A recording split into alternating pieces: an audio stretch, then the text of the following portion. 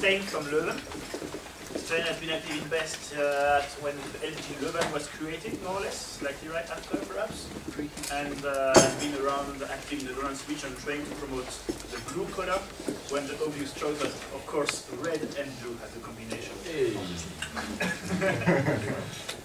So, Stijn after being in Leuven, Stijn has moved to Greece, to Athens, to do an MBA, and he has been working also 6-7 years on with a startup, a small company that has been created before, and joined and helped to develop sales and to make it grow somehow. So, lean startup. Actually, if you don't want your startup to become fat and chunky like I am, you need two things: stop alcohol and do exercise. I know. So, stop traveling. So that sounds a bit. It's reducing a little bit the different tips and tricks that Stijn will teach you from his own experience to keep a startup active, dynamic. The floor is yours for 1 hour. Questions should be asked, I think, at the end of the presentation, to keep the flow and to optimize the time we have. If you have if you need some clarification, something you don't understand, of course, please interrupt, and then you will get additional clarification. You think everything is fine? Let's go. Okay, before starting, I want to ask, just to get a bit of a feel of who has heard of these ideas before. So who of you has heard of the Lean Startup, has maybe seen a video or read a blog or something like this? Show of hands? Okay, some people, but not too many, that's good. I subtitled it Stuff I Wish I had known earlier, and that's actually what it is. And to start off, I would like to tell a little bit about myself and why I'm giving this presentation. So I studied engineering in Leuven, then I had a very nice time at Invest. And then after graduating, I started working at Quadrox. And a lot of the stories that I will tell you today actually are from my period at Quadrox. It was very interesting that I had been in Invest before, because pretty fast in Quadrox I became a manager. I started off as an engineer there, but I became a manager in charge of product development. I was in charge of the development team. I was leading them, trying to organize them. I was also, together with our CEO, I was in charge of the strategy of the product. So which features should we include, how should we plan them, how often should we release. It was a software company, by the way. We made a software that records security cameras, surveillance cameras. Right? We used to ship it in PCs like that as a box, as a device, but basically it was software. Now I did that for about 6 years, and I learned a lot, but it was also a very frustrating period for me, because it didn't really go well. I've been out of Quadrox now for over a year. I did an MBA in the meanwhile, in part to find out what I was doing wrong before. Right? I don't know how it is in Quadrox now. They apparently had some other personnel changes as well after me leaving. So I don't know how they're doing right now. But in the time that I was there, I had the feeling that this was a bit a company in the land of the living dead. They were not quite dead. We were not quite completely out of the market and dying, but we didn't seem to really make any progress either. And okay, I was trying different things, to develop more efficiently, to schedule the right features, and it was not really working. So that's in part why I went to do the MBA, and why I started reading about this stuff, because at least then it was not obvious for me what you should do and actually to get a product out in the market and to get it to sell and to be successful as a startup. The company itself was about a decade old when I joined it, but afterwards I understood, and I will go into it a little bit, that it was in fact a startup. Like, even though it was already 10 years old when I joined, and okay, about 15 years old when I left, it was still a startup. Right? Right now I finished my MBA. I'm working as a business analyst at Vision Mobile, which is a company in Athens. But I won't talk too much about that, because it's a bit different field, although slightly connected, because I'm working with business models there, right? which I will talk a little bit about. Okay, these are the three things that a startup or any company in fact needs in order to successfully bring a product to market, right? You need to have a compelling vision. It's an idea about what the world will look like after you're done with it, right? You need a strategy. You need to understand how you're going to do that, how you're going to change the world. And finally, you need to execute that strategy in order to make a product and make all your customers so happy that they will flock to your company and they will buy every little thing that you have, right? When I started trying to understand how to build successful products, I started reading a lot. I started also afterwards reading about entrepreneurship and about starting businesses. And this was actually a bit of a frustrating experience because most of the stuff that you read is up here, right? It's about entrepreneurial traits, you know, what is an entrepreneur? I mean, how do you recognize one when you see one in the wild, right?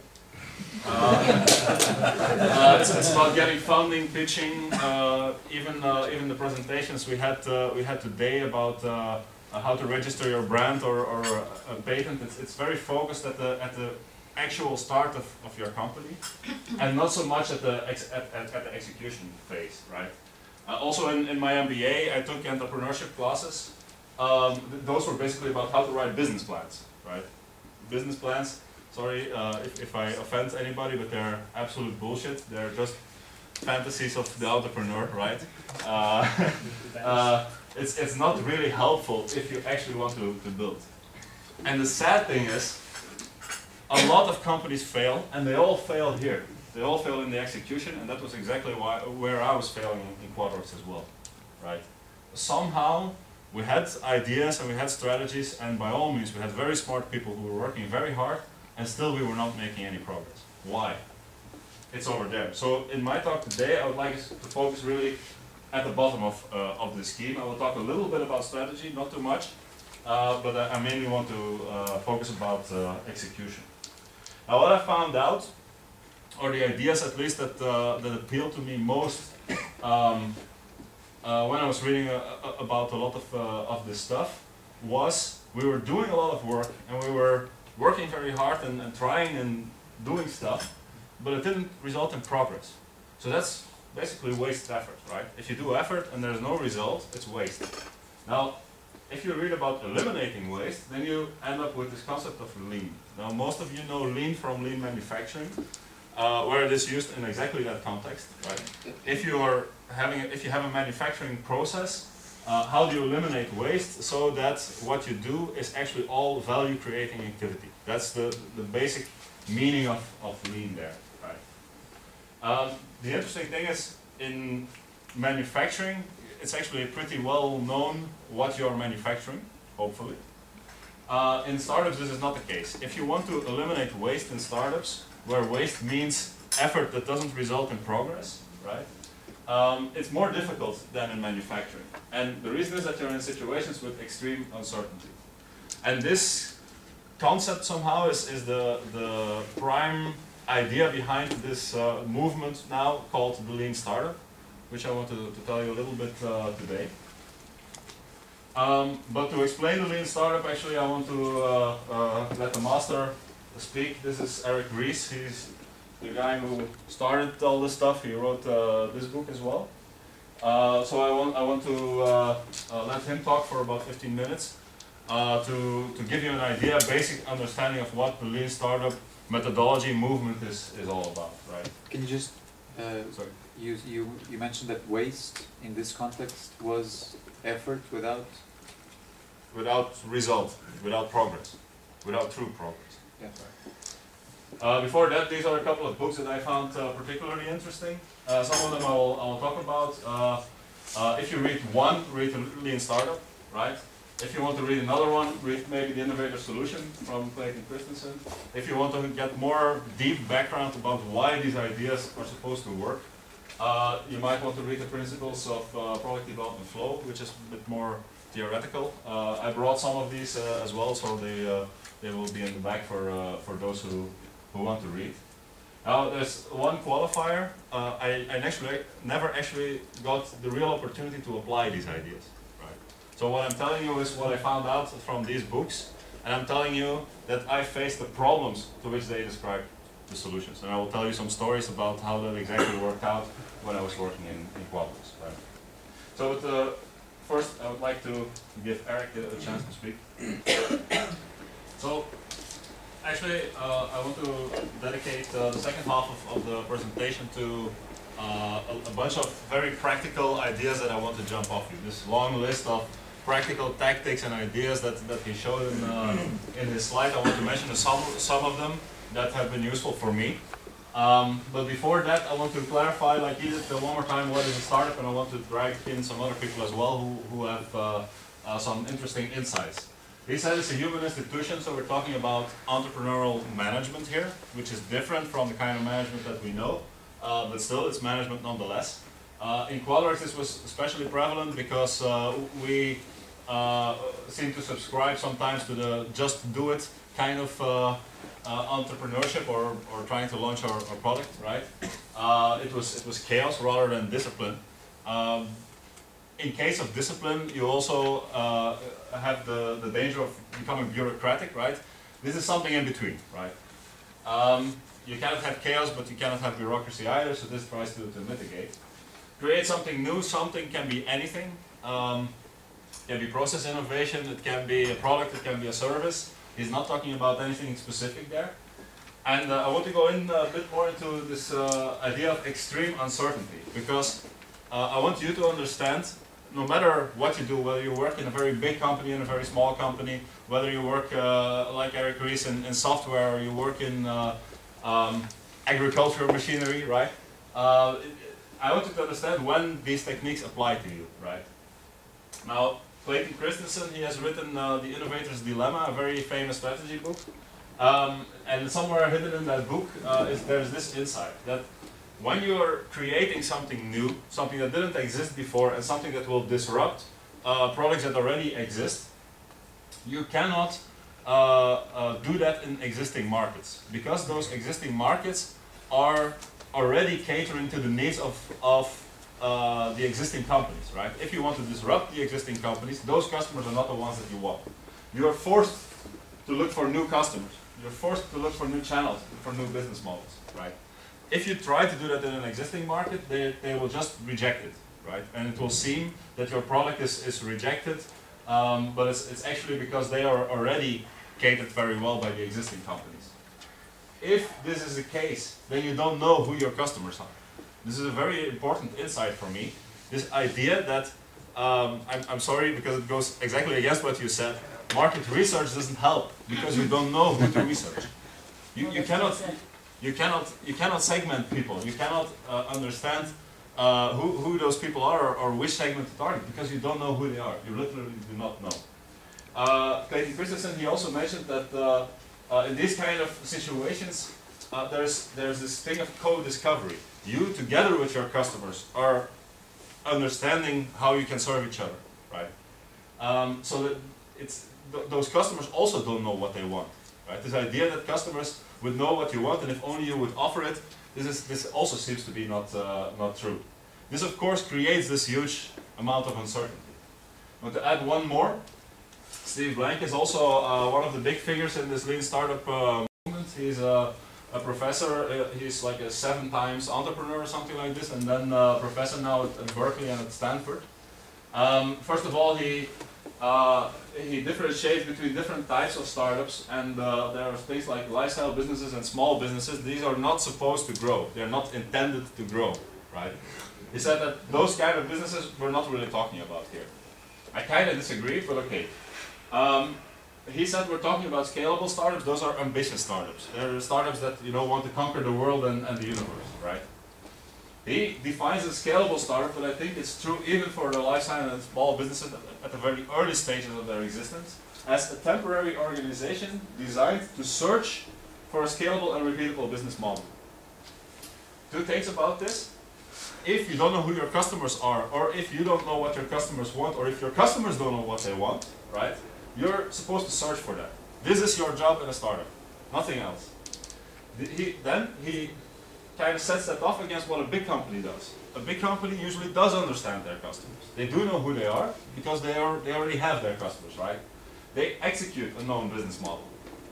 And this is a fundamental difference between techniques from traditional marketing, like they're also taught in MBA programs, that work for big companies, and techniques that don't work for... Sorry. It's a difference between techniques that work for big companies and techniques that don't work for small companies. Right? There are some techniques in marketing and in product development that are just toxic. Right? In case you're in a situation with large uncertainty. So it's important that you understand this. For me, I thought that I had entered an established company and I didn't. It was a startup because we didn't know who our customers were and we didn't know what they wanted. Okay, this then leads to the core concept, right? Building products that nobody wants is a preventable condition. You have to search, and in order to search, you start with your vision and then you validate it. You don't leave it like that, you don't just execute whatever you think you should execute, you validate it each time.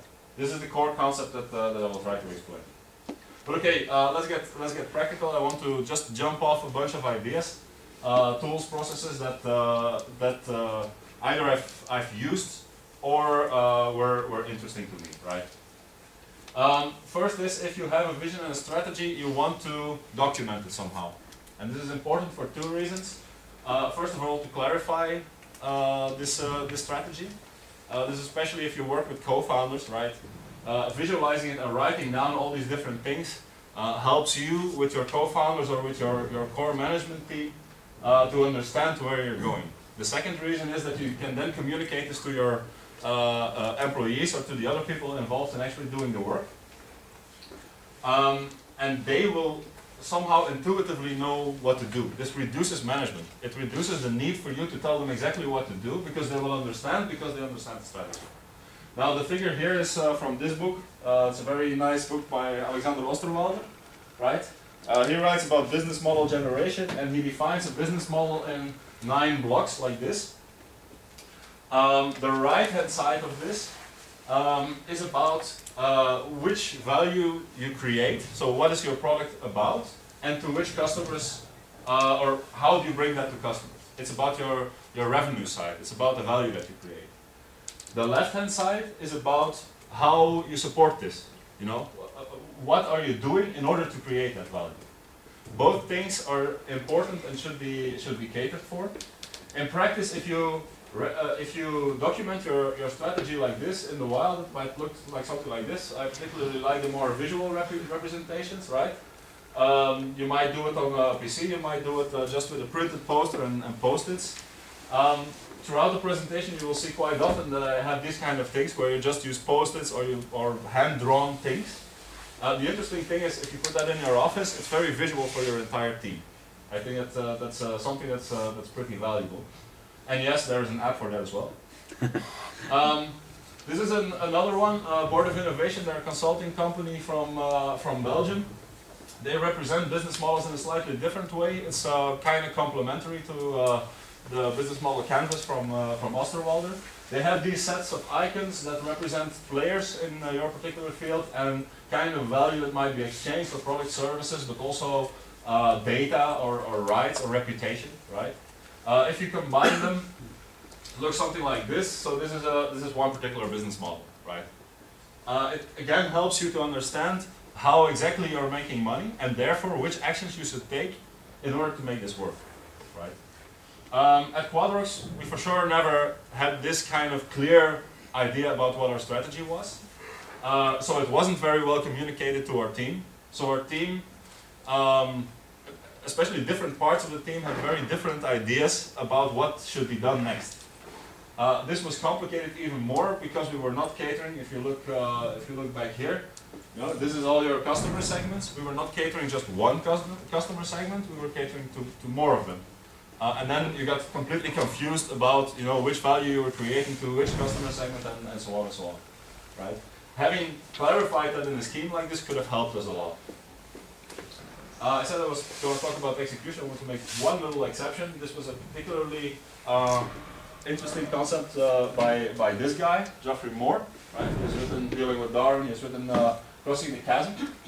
He talks about return on innovation. This is about which kind of projects you want to run, right? He said that if you're innovating, there are several things that are not waste, right? Several things that help you to progress. He calls them differentiation. This means getting out of your competitive field, yeah? Preferably to a place where your competitors either cannot or will not follow you. There's catch-up, right? If your competitors have somehow gotten ahead of you and they have features that your customers want, you need to get those features, otherwise you will just be out of the market, right? If you try to sell a telephone today that doesn't have an address book, you're not going to sell any, right? So you need this. Productivity is about doing things more effectively so you can take money out of one particular business activity and put it in another, right? Now his interesting insight is anything that you do that, if you try to differentiate yourself from your competitive circle, this is your competitive circle, anything that you do that doesn't bring you outside of this competitive circle to a place where your competitors either cannot or will not follow you, if you don't go far enough, if you do like a little bit like be best in class or something like this, it's not good enough, it's waste. You will not gain exceptional returns from this kind of effort. You really need to get out.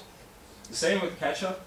Anything or neutralization, anything that you do, if you don't have a feature and your competitors have and they make a business out of this and you try to implement the same feature, you don't want to make the best feature in the world. You want to make a feature that's just good enough. Anything above that is waste and will not get you exceptional returns. So that was interesting as well. We certainly sinned quite a lot against this when I was in the team. Right. So once you have written down your strategy, it's time to get out of the door, because if your job is to find who your customers are and what they want, you will not find the answers within the walls of the building, right? So you need to get some customers and try to find out what they value. The sentence below here comes from a guy called Ulrich. He says that traditional customer segmentation, for instance, based on age or demographic or something like this, is often not very useful. It can misguide you sometimes. More productive is to ask which job they are hiring your product or your service for. What are they doing with it? What are they trying to achieve by getting your product or service? Once you know that, it's quite obvious which features to include and which features not to include, right? If you're BlackBerry, you might want to help people make productive use of small pieces of time they have somewhere. In that case, a music player is probably not so useful, so you can leave it out, even though all the rest of your competitors might have it. There's a very formal process for getting out of the door, right? It's called customer development. Steve Blank is the guy that has developed it. To be honest, I bought this book, but I haven't managed to read it yet, so I don't know anything about this, but that's where you can look if you want to know something more about that. Very important though is to check what people do, not what they say. Market research in asking people what do you want is pretty much useless, it can be misguided. I guess we covered that also quite well in your presentation. Checking what people do, it can be qualitative or quantitative. You can measure people's behavior, or you can just observe them and draw qualitative conclusions from that. It's both valuable, but asking people what they want or what they think of something, you will not gain any very valuable insights. Also, what keeps being stressed over and over again when you read about these kind of techniques is do it yourself. Do not outsource this. Do not give this to somebody else. Do not give it to a consultant. If you're the founder, do not give it to your sales manager, right? As a founder, you should be going out and getting customers and finding out what they want. In Japanese, in the Toyota system, which is where lean manufacturing and the whole lean concept originated, they call this Genshin Genbutsu, which really translates as go and see for yourself. First-hand experience is valid, second-hand experience is not. Right? So this is an important thing, and the reason for this is if somebody comes to you and says our customer said this or said that and it's not within your belief system, then you will reject it. If you have seen it for yourself, you have no choice but to accept. Right? This happened again quite a lot. Right? We had a sales team. The sales team went out. They got feedback from customers. They came back to product development team, and they said, hey, our customers have said this. And the product development team, yeah, but okay, I mean, that's not the kind of customer we want, or something like this. There was a lot of resistance against accepting that feedback. If you have engineers, bring them in contact with customers on a regular basis. Also, they need to see for themselves what customers want or how they behave. Next is to build a set of hypotheses and actually test them. You don't know what your business model will be, who your customers will be, what they will want, what will work, what will not work. Right? You of course have masses of ideas about this. Right? That's how you got started. Right? You have an idea in your head. You think that something will work this or that way. Right? And you want to go out and find out whether that idea is actually right or not. Right? Instead of completely executing and then finding out that it was not. And then you fail and you stop. There are two sets of very important hypotheses that you should test. Those are value hypotheses. Is this really valuable for my user? Right? You can test that. And the other is growth hypothesis. If for instance you're expecting viral growth, right? This is how I conceived my business model. People will tell each other, and I will grow like hell without spending any marketing dollars. Right? That needs to be tested. It's not something that you can just leave and hope for the best. Right? An interesting way to test especially value hypothesis and business model hypothesis is to consider every element that you have in that business model canvas that I showed you before. Everything there should be considered a guess. It's your best guess at that particular moment. Taking any of those guesses and testing them against reality, that's a value test. Right? And that's what you should be doing. Again, your job in a startup is to find a business model, right? Is to search for one, is to learn. So this is your core job. Okay, this is a variant of the scheme that Eric Ries showed in his presentation as well. The way to do that is by as agilely as possible develop products, push them out to customers, and finding out whether your customers actually accept those hypotheses or not. In this moment where you're testing your hypothesis, you want to do that as fast as possible. The faster you do that, the less money you will spend on it, the more tests you can run, and the better chance you have of actually finding out what customers want, therefore selling, therefore building a very successful business. Right? The key here is that you want to optimize your speed to feedback. If your goal is to learn about customers, if your goal is to search for a business model, the most important thing is feedback, because without feedback there is no learning. Right? Now this will seem, when you're actually executing it, this will seem very inefficient. Right? This was a big problem in my team as well, because each time you made adjustments halfway through, right? They're developing something, and then halfway through you say, we found out that that's not really what the customers want, this is more urgent. There will be a lot of grumbling from our development team, and quite rightly so, because they are most efficient if they sit down and write code and be very concentrated on their tasks, not if they're constantly interrupted. This is a false premises. It's not efficiency that we're after, it's speed to feedback. So if a developer needs to be interrupted in order for you to get faster feedback, then maybe that is what should be done, right? If you're making a crappy product because that helps you to learn, this is something we will discuss in a little while, then that's maybe something you should do. This is how Eric Ries says it, right? You want to minimize the total time through this feedback loop, so you want to get from ideas to actual data and learning as fast as possible. This is your objective. Some techniques to do that. One is controlling work in progress. I will explain some techniques to do that. Another is cadence. I don't know how to say that in English. This means doing something systematically on a regular basis. It will help to reduce overhead. Example from my team, we used to do usability reviews, right? To discussions about how the product could be made more user-friendly. This was a big hassle to arrange this every time that we had a new feature. So in the end we decided to do weekly usability meetings, right? And this works because every week everybody has planned it in, they're there on time, and it's not really an interruption or a problem, right? It helps you to move faster. Another thing is the minimum viable product. I'll also talk about that in a minute. One way to control the work that you have in progress, the idea there is it also comes pretty much from manufacturing. Work in progress is inventory. Inventory has a cost. It's money that's sitting there and that's not being used productively, right? Anything that you have in queue is costing you money.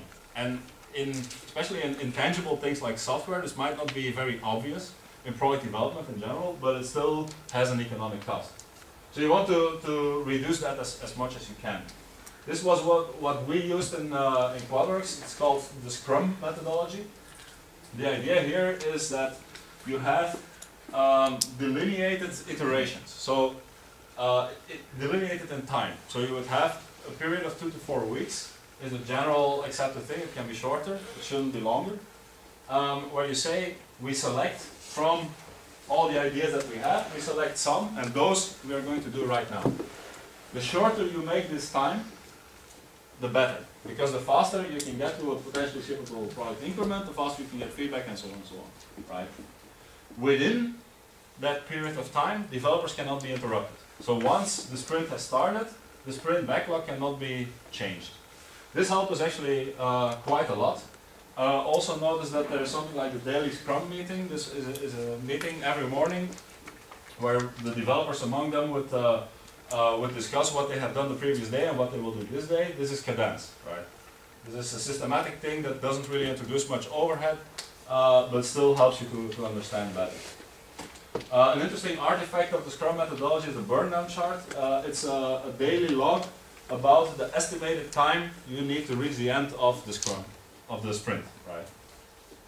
It's a very good way to estimate how long something will take. Because over time, no matter which axis you use there for estimation, over time your estimation will get more accurate. This is called velocity. Your velocity will stabilize. Another one that I liked also is Kanban. It's very similar. Basically you have a flow from left to right of projects, of ideas. It's not time delineated, but it's amount delineated, right? So in each bucket, in each area here, there can be only a couple of projects, right? It can be very simple to do, doing, done. It can be more complex like that. You might also want to add a tested, validated column where you only consider a project finished when it has actually been validated.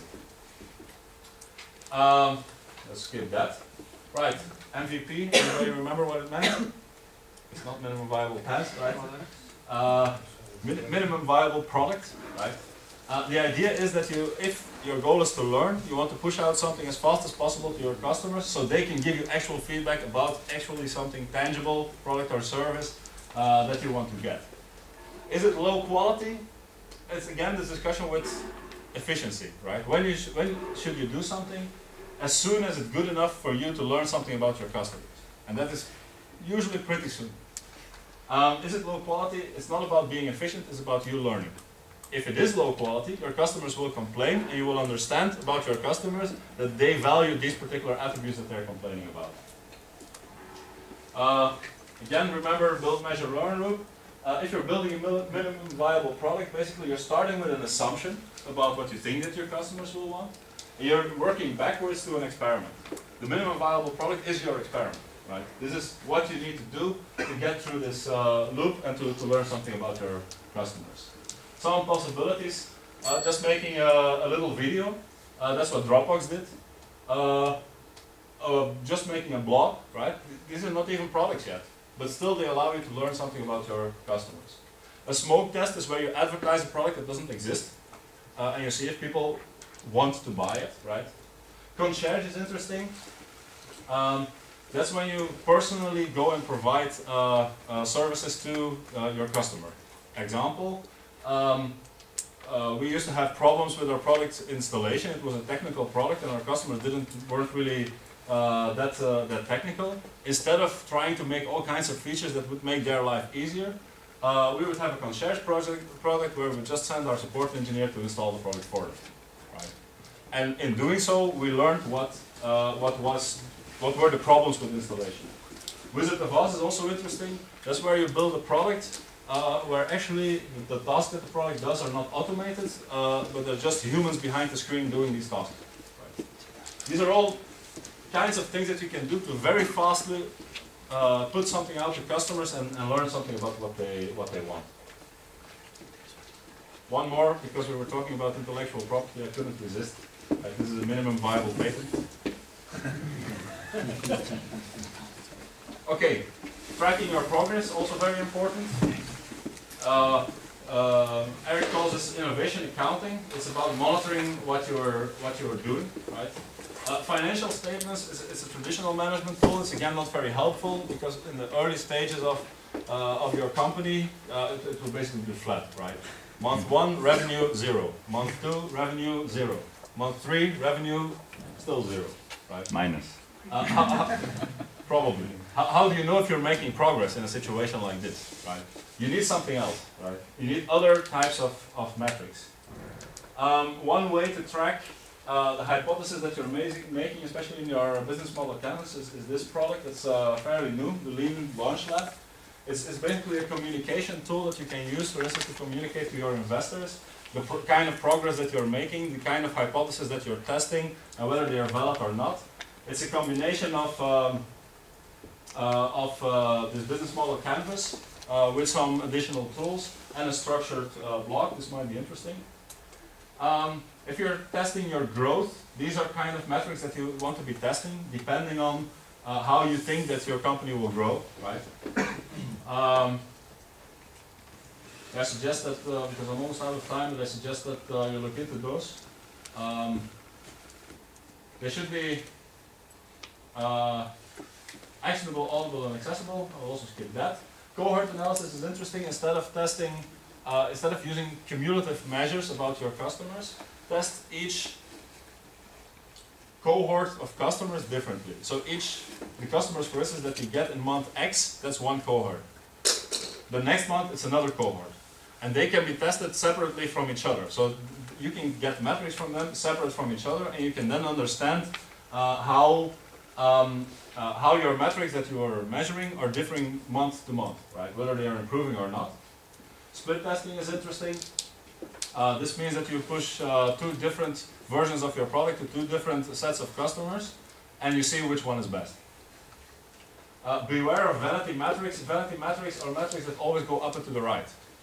If you're in software, cumulative downloads might be one, right? It's impossible to go down, right? They're dangerous because they might give you the impression that you're growing, while actually you're not, right? Cohort analysis is much more interesting in that sense. Finally, if something goes wrong, just to close here, the 5 whys is an interesting technique. I think that most of you will be familiar with what that is. So it's a root cause analysis. You start off with your problem, you ask why, you get an answer. To the answer, you again ask why, and so on and so on. An interesting insight here was that when you get this analysis, you might want to improve at each level proportionally depending on how bad the problem was. And this gives you a way to make investments in problems without immediately having to solve the entire problem all at once. If a problem occurs frequently, then you will make proportionally more investments because it will come up again and again in your root analysis. If it only occurred once, you will make a small investment and it will not occur again because it was just by accident. Right, I'm not going to thank you for your attention, I'm just going to wish you good luck. I went through these ideas very fast because I just wanted to give you some hints about where you might start looking if you're actually starting to develop products. This is it's something that I struggled with quite a lot, and with these ideas I have now very clear ideas for me, at least, about how I could have done it better, right? I wish somebody would have given me a presentation like this like 10 years ago. I would have done a much better job. So if you want to know more about any of these particular techniques, come and talk to me and I would be happy to explain you more. Yeah, thank you. So we have 10 minutes for questions.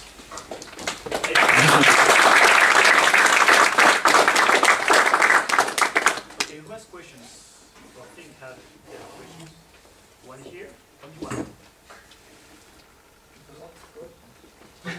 Ask your question and the others also listen to the question and think in the background about your questions. I actually wanted to clarify my voice is still loud. About this new customers thing you mentioned earlier. According to the marketing point of view, there are no new customers around except for those who were born today or tomorrow. Okay? So what you have in marketing point of view is customers who did cope quite well without your product form. So you have to realize why they were coping that well and how you can get them. I only want to clarify that. So there are, by definition, no new customers when you're starting up a business. But you have to find out how you can attract them, or how your product attracts them. If you would ask Clay Christensen, because it's in the context of his work that I mentioned it before, he would say that new customers are customers that previously were not served very well by the existing offerings, or they did not have access to them. For instance, existing things might be too expensive or too advanced for them. Yes, but this means that you have to segment or have to find out about the existing customers and segmenting them why they are not satisfied with the product, or if they are not satisfied. For example, you're using the example of Steve Jobs and the iPad. Nobody actually was asking for that before that. And they're certainly, most people were not aware that they're missing something.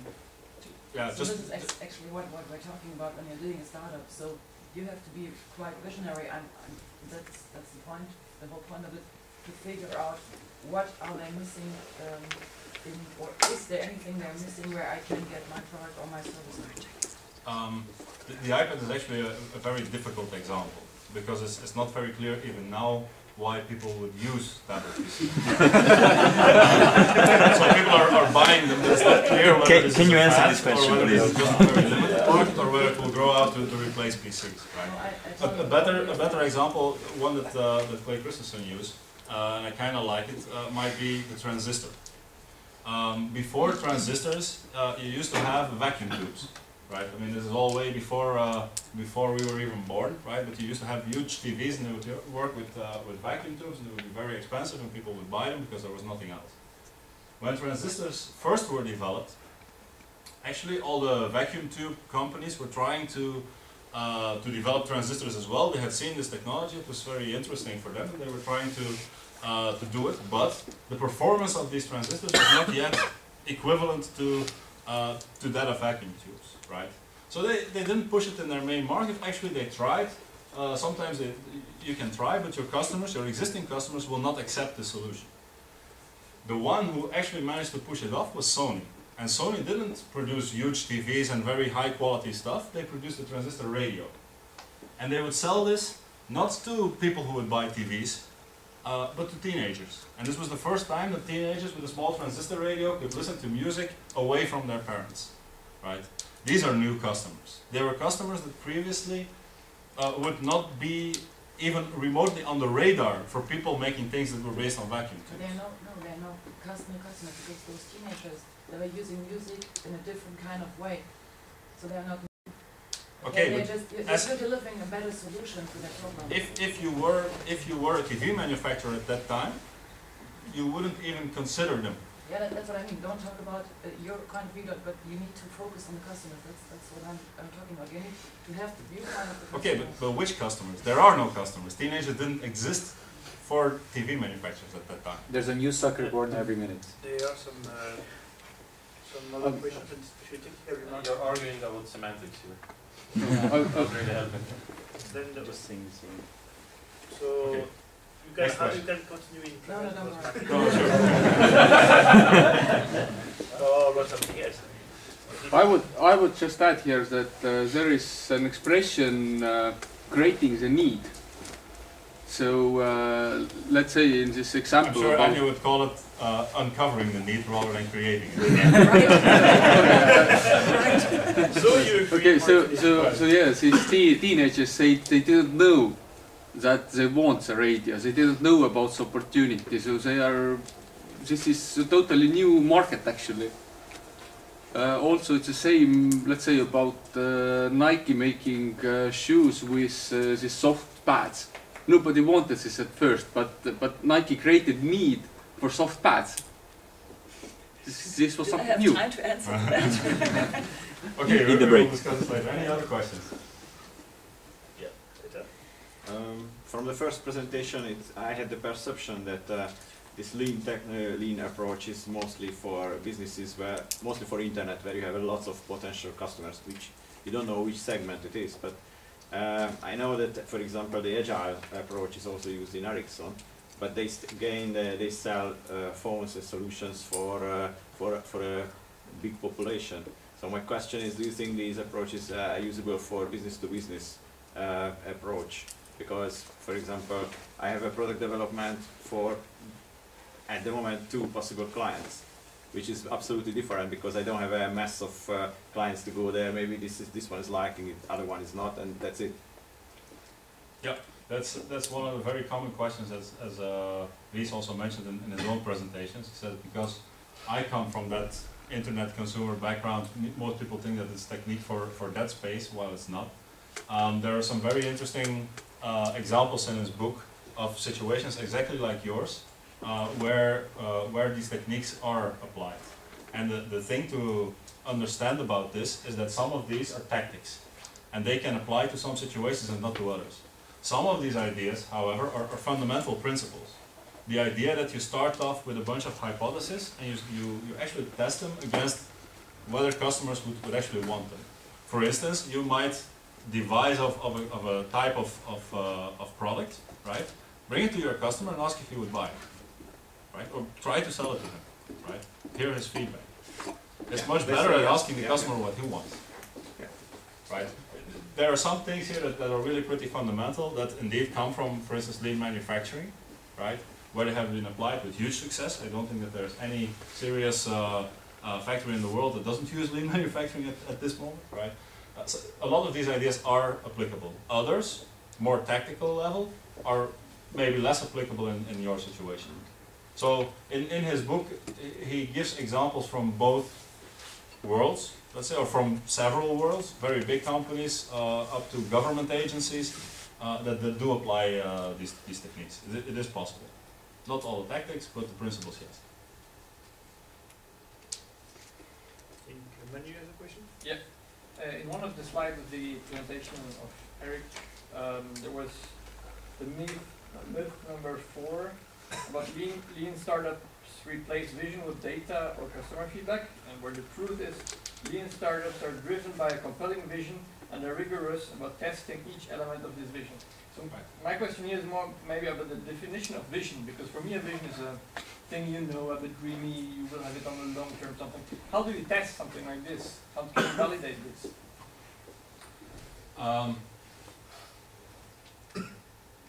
You don't. No, Time let machine. me explain. A company, a startup, let's say a startup, is an experiment. The entire company is an experiment, whether the vision that that company has can be, you know, commercialized in a profitable way, in a sustainable way. Right? Within that company, you devise a strategy to actually reach your vision, and this strategy is tested systematically. Okay. So all this individual tests and hypotheses and things that you do, they're testing your strategy, never your vision. Okay. When he talks about a pivot, so a pivot is a major change in strategy. It's a change of strategy. It's never a change of vision. If the vision fails, if the vision is not correct, basically the entire company will fail. And you will find that out faster by trying again and again different strategies, and if none of them work, then maybe your vision is wrong. But then the entire company doesn't make sense. Okay. Sorry, the pivot was meaning changing the strategy here in this terminology, or the vision? The strategy. The strategy. The strategy. Right? I mean, let's go back.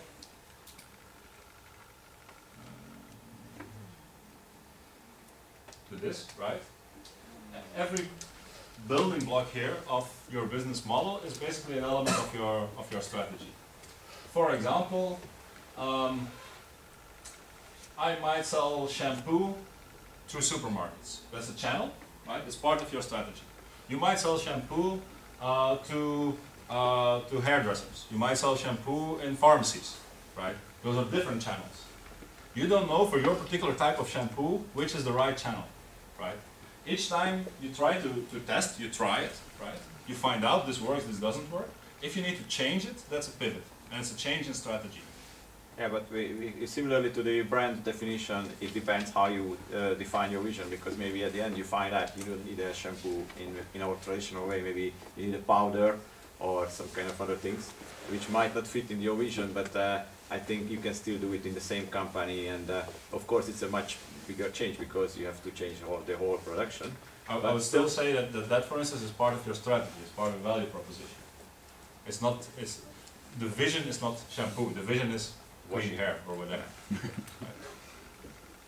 Regarding I think there could be some pivot that imply a change of vision, but it should not be just out of the blue. I think it's more like you make some tests in the strategies to achieve a special vision, and then because you find out there is something interesting in such a direction, you can take it as an opportunity perhaps to pivot on your vision, but based on a positive progress, on a positive test. And then you might switch totally direction.